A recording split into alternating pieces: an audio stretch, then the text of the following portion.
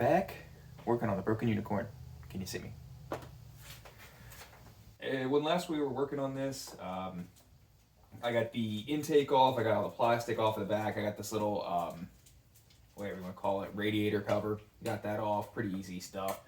Next thing I'm going to do is going to take this little beauty cover off here, and it looks like there's 4 hex screws, hex bolts that hold it in. They're 5mm. Yeah, 5mm. And there's 2 right here, and there's 2 back there, and of course on this car, both the back ones, right there and down here, are missing because why wouldn't they be? Everything else is missing on this car. So just more stuff I gotta buy. Those should be pretty easy to get. I mean, I just gotta figure out the thread size, or the thread pitch, and the bolt size, and I'll replace those. Once I get the beauty cover off, I think I'm gonna take the intake plenum off. That seems like the next step. And then I'm gonna attempt to take the oil housing, filter, and cooler apart. I don't know if I necessarily need to remove the fan, the radiator fan or not, but we're gonna find out. Some of the videos I watched on it said you needed to. I don't think you do. We're gonna try to do this the easiest way without removing as many parts as we can. All right, let's take the beauty cover off. All right, let's just do a quick inspection in here, see what's going on. All right, so that looks like fresh oil right there around the oil cap. So should just be a seal in there. Hopefully I don't gotta buy the whole cap. Definitely will get that on next parts order. And looking down in here, look at that. What that is a mouse. It was tearing apart the insulation and building itself a little nest until, you know, somebody started this up and it got scared out of there. You can even see some of like the shells from the seeds it was eating. Cool. Hopefully there is not chewed up wires in here. I would have to take a look to see that. Not too bad. Seeing if there's any oil leaking down around the injectors. Doesn't really look like it. That looks like, yeah, that looks like oil right there. Okay, well, we're gonna be replacing it. So let's get the intake plenum off now. First thing I'm gonna do to get the plenum off is I'm gonna take the throttle body off. That's right there. It's an electronic throttle body, so it just sends a signal from your pedal to this that actuates the actual intake. To get it off, it looks pretty easy. Normally I would just say, you know, leave it on if you're just taking the plenum off, because it'll just come right off with the plenum. But I want to replace the gasket just because it's in the kit, so might as well. It's not a couple minutes to do it. Looks like you just take this clip, pry it off. I just got a screwdriver, just pop right out. Then right down in here is a T30 bolt. Undo that, and I should be able to slide the intake tube down, and then disconnect the module, the throttle body position. There's a clip right down below. Pull that guy off, and then there's probably 4 bolts, 2 top, 2 bottom. They are, can I get this right? They feel like a 10. They're a 10.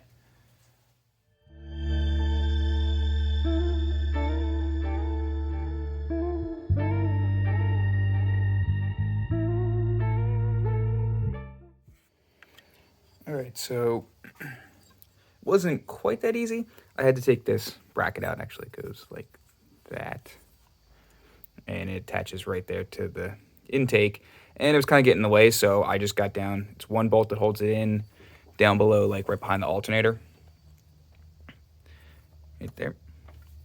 It's a 13 mil. I just undid it, just got it out of the way. You probably didn't need to, but just wanted to free up a little more space. All right, moving on to the throttle body. Taking out those bolts.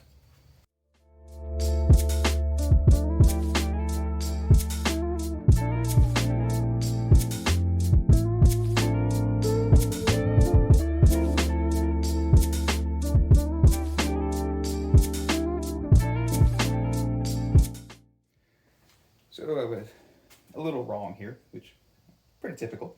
This is the first time that I'm doing this on this engine. I've done this, well, done sort of this before on my E46, never did it on an N54. So it's a learning process as I go, but there is a vacuum hose right there that goes into the side of the throttle body. It's a good idea to disconnect that before you do anything. It just makes it easier so you can rotate it to get to the actual throttle body connector right there.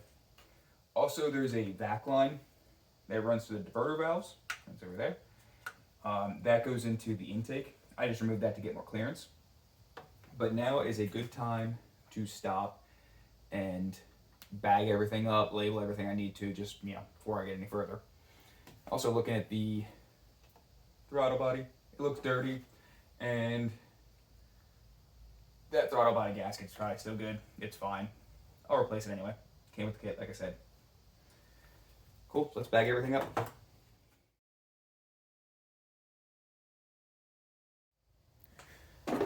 Everything is all labeled up, and like I said, if I'd done this job before, if I was professional, probably wouldn't need to label it. I'd know where it would go.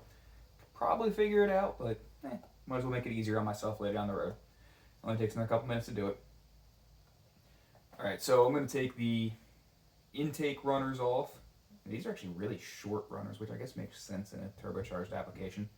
And there's nuts. There's top and bottom for each runner, running the whole way back here, so 2 each.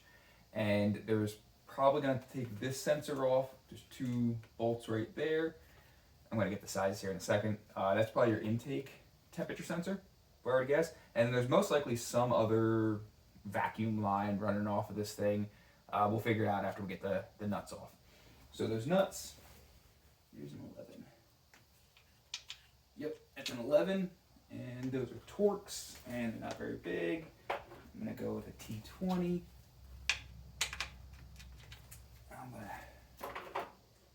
T25 is what I think that is.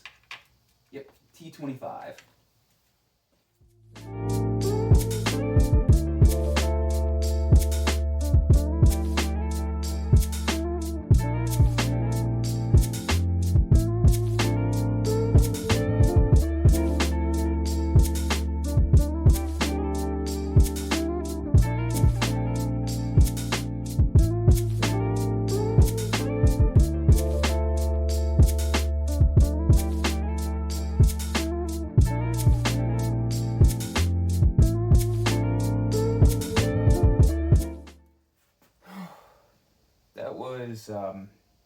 That was a lot harder to get off than I anticipated, but I took my time and I got it off, and that just goes to show you can do this. Like, if you want to do this, just take your time and you can do it. Because like I said, I've never done this before, and I'm making my way through it. So I was wrong about how to remove the intake. Also, I ran into some issues that apparently nobody else really ran into, because I watched some videos on this and they didn't mention some of the stuff that I did. So first of all, there's a black distribution box down here, and I'll get a better shot of that. And it just slides off. It's attached to these little brackets right here, and it just slides off. But these brackets can get a little rusty, and it makes it a little difficult. I had to go and get a long extension and kind of just go down in between the where the throttle body inlet goes and the distribution box, and just pry it off. And it came off, and I didn't break any tabs, so that's good. Also, the sensor that's on the top of the intake, I probably could have pried the tab up and just pulled the wires out rather than take the whole sensor out. But I'm kind of used to working on older cars, so anytime there's plastic involved, I try to avoid messing with that plastic because it's probably going to break on you. Granted, this is a newer car and it probably would have been okay. Also, there's a little clip right there that goes and attaches to the intake. It just like pops out. You just push it out and you're good to go. That attaches right there. And lastly, to actually get this thing out, this is your charge pipe back here. You can see that. Nobody really seemed to have a problem just getting it past the charge pipe. I couldn't get it. It just would not budge for me. So I actually took the studs out. Took 3 studs out of the back there. By the way, there's 6 studs like that, and then 1 bolt that goes right there. So I had to take those studs out, which Yeah, it's what it is. It's external Torx here, which makes it real easy to get the stud out, which I love that. It also will hold the nut on the end there so it doesn't slip out of your fingers when you're on doing these. Fantastic design. But if it was tight tolerance to get past that charge butt, why the hell didn't BMW just make them bolts instead of stud? Whatever. Probably to avoid stripping the bolt in the head, and you gotta replace the head, maybe, I don't know. I also had to remove some of these sensors right here. Just disconnected them, pulled them out. This is your oil pressure sensor. I'm pretty sure that's your oil pressure sensor. It goes into the oil filter housing. Just had to remove that, just get enough room to get the intake up past there. But you know, I got it done. So I did not look down the cylinders yet. I want to capture my reaction when I do that because it could be disgusting down in there. Yeah, let's take a look. All right, let's see what they look like. Can I zoom in here? Oh yeah. There's definitely some carbon buildup on it, but no, these have been cleaned before. There's no way this thing has 150-some thousand miles on it, and the valves still look that good when it's direct injection. You can see there's definitely some corrosion on the valve, the stem, which might be making them act a little slower than they should, you know, sludging it up. So that's possibly what's causing. Ooh, that one looks bad. If I can, wants to focus here. There you go. Yeah, that looks bad. It looks like a second layer on the valve. Yeah, these, ooh. Okay, these are pretty sludgy. They're really sludgy. The back ones are definitely, can I get it? Can't really get the camera back there, but you get the idea there, ones. So, yeah. I could start the walnut blasting job, but I'd say this is probably a good place to stop here. At least for the night, and, you know, get everything labeled and bagged up. Just real quick, looking at the gaskets on the intake, you can see, yeah, down below here, it looks like it was leaking a little bit. They definitely feel flatter down there than they do on the top. So it's possible, looks like maybe just two of the runners, those back ones, they're pretty flat too. They might have been leaking as well, so they might have just been leaking just a little bit, and that could also have been contributing to my bad idle. Cool, well, I'm replacing them.